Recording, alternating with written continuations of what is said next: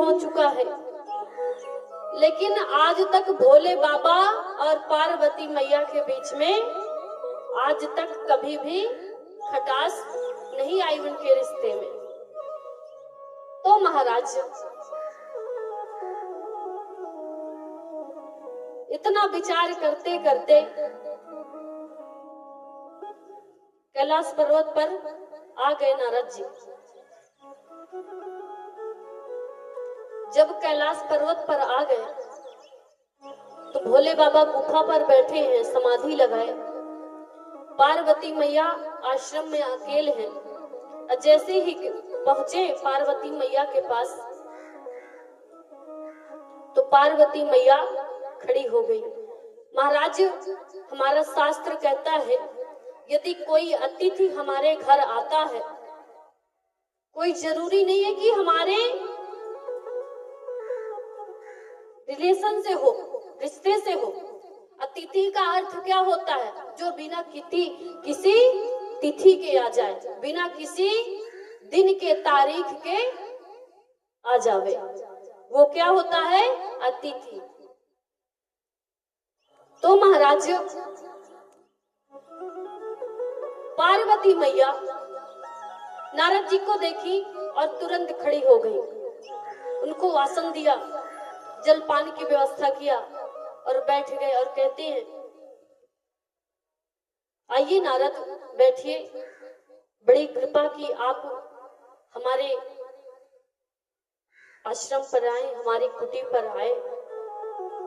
अच्छा ये बताइए, अब आप कहीं आते जाते नहीं है क्या? दिखाई नहीं पड़ते हैं? तो नारद जी कहते हैं जहां सच्चा प्रेम न हो वहां जाने से क्या फायदा। जहां सच्चा प्रेम न हो वहां जाने से क्या फायदा। हमारा शास्त्र कहता है महाराज जिस दरवाजे में हमारा सम्मान न हो वहां कभी जाना नहीं चाहिए, चाहे वो अपने ही क्यों ना हो। जहां हमारी बात न सुनी जाए वहां सुनाना नहीं चाहिए, हमारा शास्त्र कहता है। तो इसी तरह नारद जी कहते हैं कि जहां सच्चा प्रेम न हो वहां जाने से क्या फायदा। जो प्रेम था आज वो बनावटी हो गया है, दिखावापन हो गया है, वहां जाने से क्या फायदा।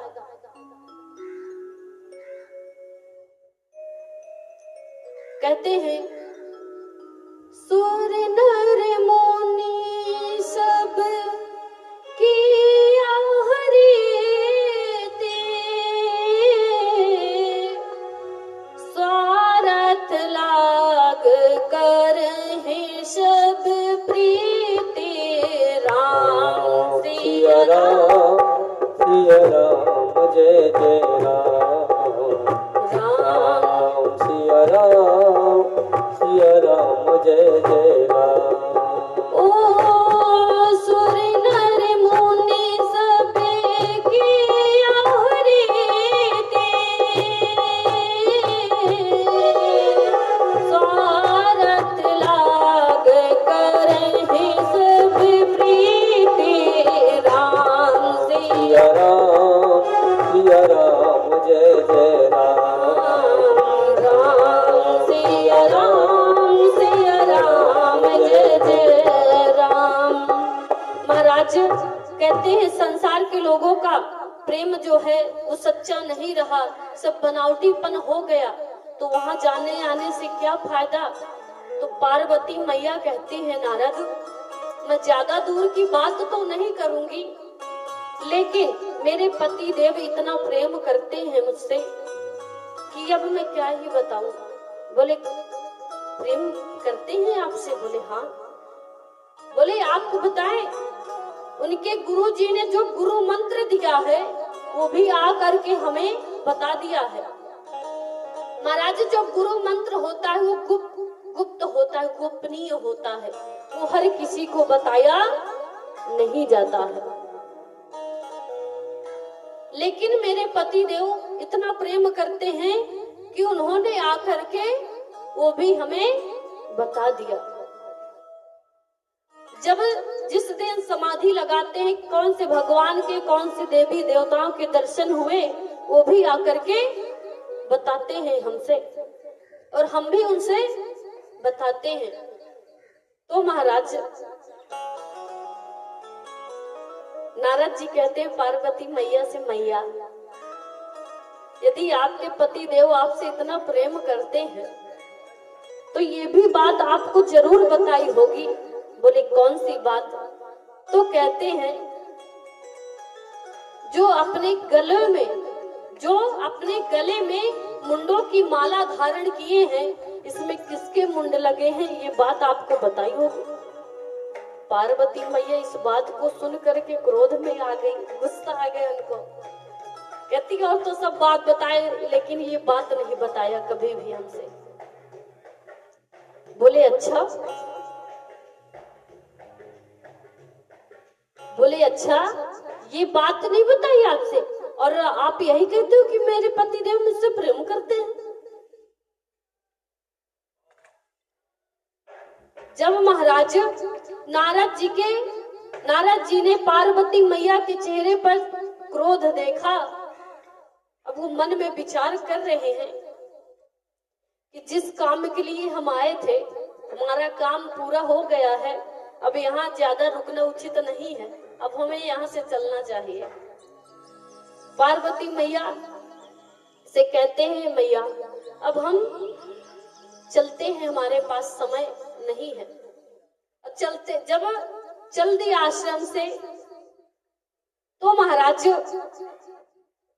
गुफा की ओर इशारा कर गए, माने ऐसे इशारा कर रहे भोले बाबा से कि जल्दी आश्रम पहुंचना, पार्वती मैया ने याद किया है। तो नारद जी भी, भोले बाबा भी नारद जी से कह रहे हैं कि यदि आज आपके पैर हमारे घर पे पड़े हैं तो जरूर याद किया होगा। अब उनकी जब समाधि टूटी, अब घर आए, आश्रम आए, तो पार्वती मैया से बोल रहे देवी, पार्वती मैया इधर उधर घूम करके खड़ी हो जा रही, कहते रहे आप तो रहने दो, आप हमसे बात मत करो। जितना भगवान ने आपको ऊपर से काला बनाया है, उतना आप अंदर भी काले हो, आप महाकपटी हो। तो पार्वती, भोले बाबा कहते हैं देवी मैंने ऐसा क्या काम कर दिया जिससे आप मुझे कपटी बोल रही हो? एक बात याद रखना भक्तों, कहते हैं कपटी उस व्यक्ति को कहते हैं जो किसी के साथ छल कपट करता है, धोखा करता है। और भोले बाबा कहते हैं मैंने तो आपके साथ कोई धोखा नहीं किया। तो कहते रहने ही दो आप। बोले बताइए तो सही। कहते आप हमसे प्रेम करते हो? तो भोले बाबा कहते कैसे बात कर रहे हो देवी, आपसे प्रेम नहीं करता। बोले यदि आप हमसे प्रेम करते हो तो ये जो आपके गले में मुंडों की माला पड़ी है, इसमें किसके मुंड लगे हैं, आज तक आपने हमसे क्यों नहीं बताया? जो प्रेम करते हो वो किसी से कोई बात छिपाते नहीं है। तो भोले बाबा कहते देवी कौन सी इतनी बड़ी बात हो गई, आपने पूछा नहीं, मैंने बताया नहीं। तो कहते हैं यदि आप मुझसे प्रेम करते हो तो मुझे बताओ। तो भोले बाबा कहते हैं देवी वैसे तो आप पराम्बा हो, जगदम्बा हो। क्या हो? पराम्बा हो, जगदम्बा हो।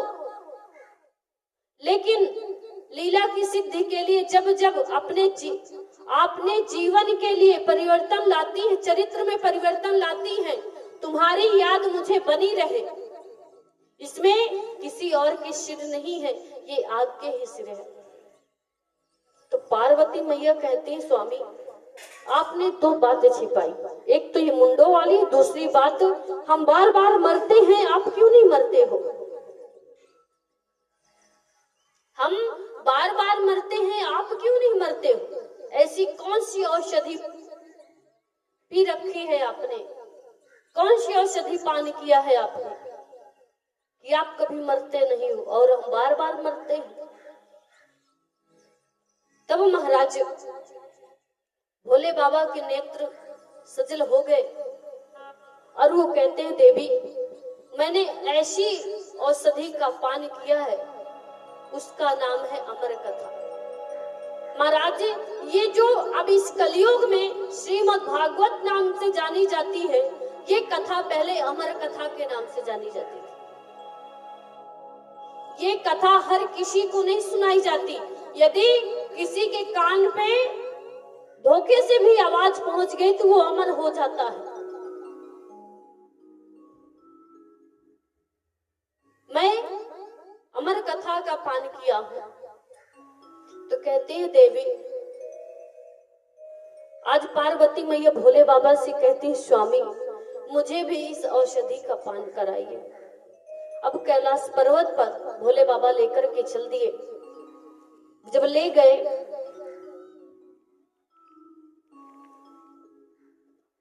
भोले बाबा मंच पर बैठ गए।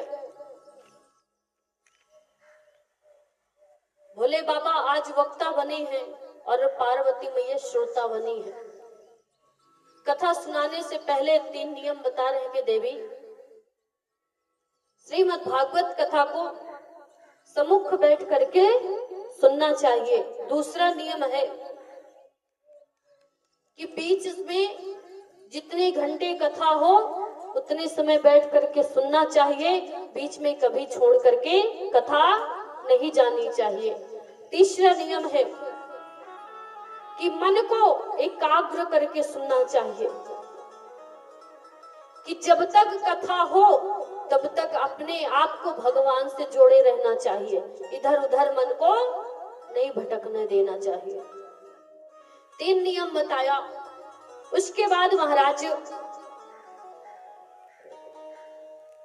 भोले बाबा कहते हैं, देवी एक काम करो, मैं तो कथा आपको सुनाते सुनाते भक्ति में लीन हो जाऊंगा, मेरी आंखें बंद हो जाएंगी, मैं ये नहीं देख पाऊंगा कि आप कथा सुन रहे हो कि नहीं सुन रहे हो। इसलिए आप हूँ स्वामी बोलते रहना, तो मैं समझूंगा कि आप कथा सुन रहे हो। अब महाराज कथा प्रारंभ कर दिया भोले बाबा ने, और पार्वती मैया कथा सुन रही हैं और हूँ स्वामी बोल रही हैं। कैसे?